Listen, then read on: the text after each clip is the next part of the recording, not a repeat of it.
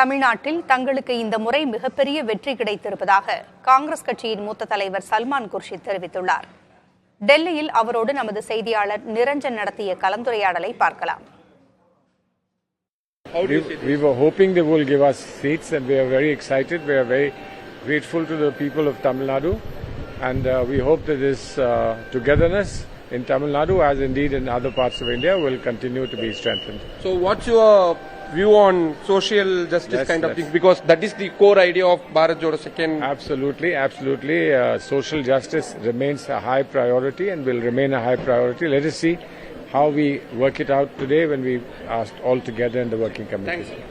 சல்மான் குர்ஷித் கூறியிருப்பது போல தமிழ்நாடு மக்கள் இந்த முறை தங்களுக்கான மிகப்பெரிய வெற்றியை வழங்கி இருக்கிறார்கள் என்ற விஷயத்தை அவர் கூறியிருக்கின்றார். தலைநகர் டெல்லியிலிருந்து புதிய தலைமுறைக்காக ஒளிப்பதிவாளர் லோகேஷுடன் நிரஞ்சன்.